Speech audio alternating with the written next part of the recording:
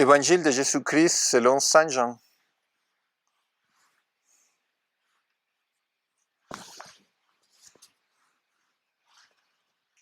À l'occasion d'une fête des Juifs, Jésus monta à Jérusalem. Or, à Jérusalem, près de la porte des Brebis, il existe une piscine qu'on appelle en hébreu Besata, et la 5 colonnades, sous lesquelles était couchée une foule de malades, aveugles, boiteux et paralysés. Il y en avait un qui était malade depuis 38 ans. Jésus le voyait couché là, et apprenant qu'il était dans cet état depuis longtemps, lui dit, « Est-ce que tu veux retrouver la santé ?»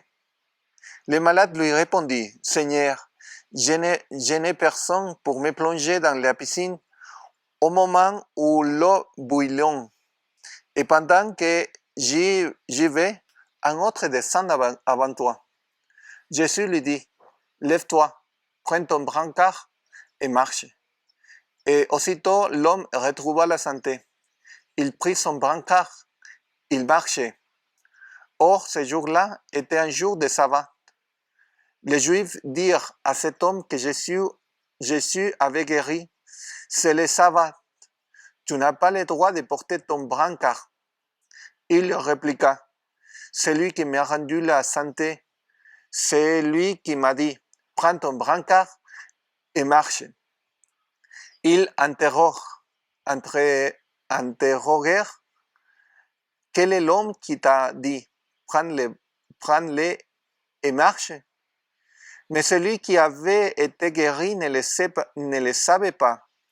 En effet, Jésus s'était éloigné, car il y avait foule à cet endroit. Plus tard, Jésus le retrouva dans le temple et lui dit, « Te voilà en bonne santé, ne pêche plus. » Il pourrait arriver pire encore. L'homme partit annoncer aux Juifs que c'était Jésus qui lui avait rendu la santé. Et les Juifs le mirent et poursuivre Jésus parce qu'il avait fait cela le jour du sabbat. Acclamons la parole de Dieu. Gloire à toi, Seigneur Jésus. Et l'évangile d'aujourd'hui nous explique qu'il y a des maladies ou il y a des choses qu'on peut vivre à cause de nos péchés. C'est un peu difficile d'exprimer ça, mais par exemple aujourd'hui, il y a beaucoup de personnes qui parlent d'une punition de Dieu à l'humanité à cause de cette maladie et le coronavirus qui se répand pour le monde sans s'arrêter. Mais vraiment, il faut comprendre qu'il ne s'agit pas d'une punition de Dieu. C'est nous-mêmes qui nous avons causé beaucoup de choses, de mauvaises choses pour ce monde, pour les personnes qui nous entourent, même pour la nature. C'est incroyable combien de choses sont changées et à partir du moment que l'homme a dû rester chez lui. Et qu'est-ce qu'on peut se rendre compte à partir de cet évangile? Le Seigneur Jésus s'approche de ce malade et lui pose la question. Et lui pose la question, il lui dit, est-ce que tu veux retrouver la santé? Est-ce que tu veux retrouver ta santé? Et c'est pour ça qu'il faut se rendre compte de deux choses, spécialement à partir de cet évangile. On peut dire à Jésus vraiment, même si on ne le connaît pas, on peut dire, Jésus, aide-moi à retrouver la santé. On peut lui dire, parce que Dieu est miséricordieux. On peut dire, Seigneur, même si j'ai beaucoup péché, je voudrais que tu m'aides à retrouver la santé. Aide-moi. Mais la deuxième chose, après d'avoir guéri cet homme, Jésus s'approche de lui et lui dit, et te voilà en bonne santé, ne pêche plus.